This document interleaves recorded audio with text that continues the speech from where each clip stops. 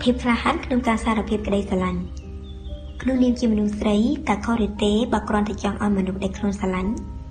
បានដឹងអំពីភាពស្មោះត្រង់នៃបេះដូងរបស់ខ្លួនដែលមានចំពោះគេ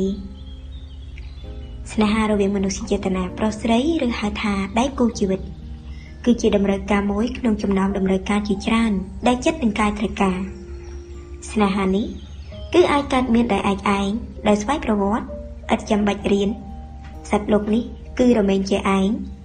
ដឹងឯងតាមធម្មតាស្រាប់ពីកំណើតដោយហេតុសត្វលោកមានអវិជ្ជាកម្មតណ្ហាជាដើមប្រភពសូម្បីតែសង្គមសត្វតូចតាចក៏មានស្នេហាដែរកុំថាឡើយមនុស្សដែលមានធម្មសញ្ញាក្នុងការគិតពិចារណាក្នុងនាមជាស្ត្រីដូចគ្នាខ្ញុំពិតជាសរសើរនូវភាពក្លាហាននិងការស្មោះត្រង់ចំពោះស្ត្រីនាពេលបច្ចុប្បន្នដែលមានភាពក្លាហានក្នុងការសម្រេចចិត្តនិងភាពច្បាស់លាស់ក្លាហានមិនមែនជាការដែលគ្មានសេចក្តីអៀនខ្មាស់និងគ្មានការរក្សាអត្តចរិតរបស់ស្ត្រីខ្មែរនោះទេព្រោះភាពក្លាហានក្នុងទីនេះគឺចរិយាសម្បត្តិដែលស្ដែងចេញពីអត្តចរិតគឺភាពច្បាស់លាស់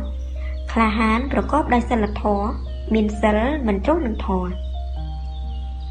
នៅក្នុងអារម្មណ៍នៃចិត្តស្រឡាញ់ទំនាក់ទំនងស្នេហាមនុស្សស្រីអាចប្រើបេះដូងនិងមនោសញ្ចេតនាច្រើនជាងបុរសតែស្ត្រីភាគច្រើនបែរជាខ្លាចរអាជាមួយនឹងការដែលហ៊ានបង្ហាញ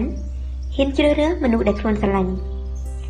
ភាពខ្លាចរអាធ្វើឲ្យមនុស្សស្រីគិតថាខ្លួនគឺជាជម្រើសដែលត្រូវបានគេជ្រើសរើសជាក់ស្ដែងមកដល់សង្គមនាពេលបច្ចុប្បន្នស្ត្រីត្រូវបានទទួលស្គាល់ដោយផ្ដល់សិទ្ធិនិងភាពស្មើគ្នានឹងបុរសទាំងការរស់នៅការរៀនសូត្រការងារការអភិវឌ្ឍខ្លួននិងសមត្ថភាពរហូតក្លាយជាថ្នាក់ដឹកនាំស្មើគ្នានឹងបុរសផងដែរតើក៏អ្វីដែលស្ត្រីចាប់ផ្ដើមសារភាពនៃក្តីស្រឡាញ់នេះមុនការដែលហ៊ានចាប់ផ្ដើមហ៊ានបង្ហាញចេញជាការពិតវាមិនមែនជាបទឧក្រិដ្ឋប៉ុន្តែទន្ទឹមនឹងភាពក្លាហានក្នុងការសារភាពក្តីស្រឡាញ់នេះបងប្អូនស្ត្រីទាំងអស់ក៏ត្រូវចាំបាច់មាននូវភាពក្លាហានបន្ថែមទៀតក្នុងការទទួលយកការពិតពីការឆ្លើយតបនៃការសារភាពនោះផងដែរមានន័យថាក្លាហានទាំងការពោលនិងក្លាហានទទួលយកលទ្ធផលក្រោយការពោល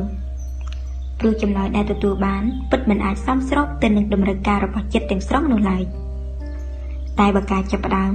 ត្រូវធ្វើឡើងស្របទៅតាមការបង្រៀនរបស់ព្រះពុទ្ធបរមគ្រូវិញអ្នកពិតជាអាចព្យាករណ៍ចម្លើយនិងមិនខាត់ប្រយោជន៍ពីការសារភាពនោះព្រោះរាល់ពីពោលព្រះអង្គបានបង្រៀនឲ្យពោលប្រកបដោយអង្គ5យ៉ាង 1. ការពោលគឺចាំបាច់ណាស់ត្រូវតែជាពាក្យពិតណាស់ថាអ្នកស្រឡាញ់ហើយអ្នកក៏សារភាពនោះគឺជាពាក្យពិតហើយ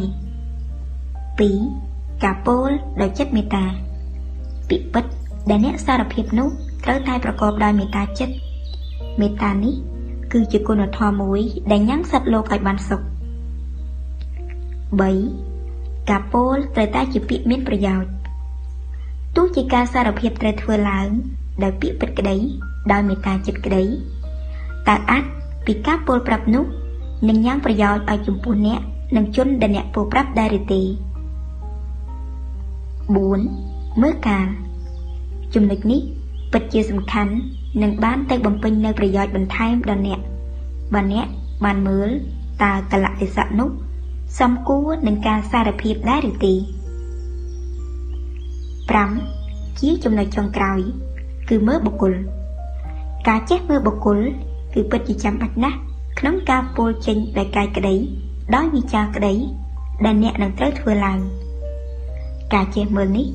គឺមើលលើបុគ្គលដែលអ្នកពោលប្រាប់តើជាជនសមគួរនឹងអ្នកពោលសារភាពឬទេជាប្រភេទមនុស្សដែលដោះឡើងមានភាពរឹងមាំគ្រប់គ្រាន់ស្មោះត្រង់ការទទួលខុសត្រូវមានគុណសម្បត្តិជាមនុស្សល្អដើម្បីមកបំពេញនូវភាពខ្វះខាតនៃជីវិតក្នុងការផ្គត់ផ្គង់កុសលឲ្យគ្នាទៅវិញទៅមកហើយទន្ទឹមនឹងនេះក៏ត្រូវមើលខ្លួនអ្នកថាពិតជាស័ក្តិសមនឹងទទួលបានបុគ្គលនោះទាំងការចេះដឹងការសិក្សាការងារនិងចរិយាសម្បត្តិជាដើមខ្ញុំហ៊ាននិយាយដោយប្រកាសចិត្តថាមិនថារាល់ការសារភាពឬការពោលត្រូវធ្វើឡើងប្រកបដោយអង្គទាំង5នេះអ្នកពោលពិតជាទទួលបានប្រយោជន៍ដ៏ច្រើន ពីការពលនោះឥតកណនីចូលប្រើសិទ្ធិរបស់ខ្លួនឲ្យមានតម្លៃជាឆ្នៃសុភមង្គលដោយដៃខ្លួនឯង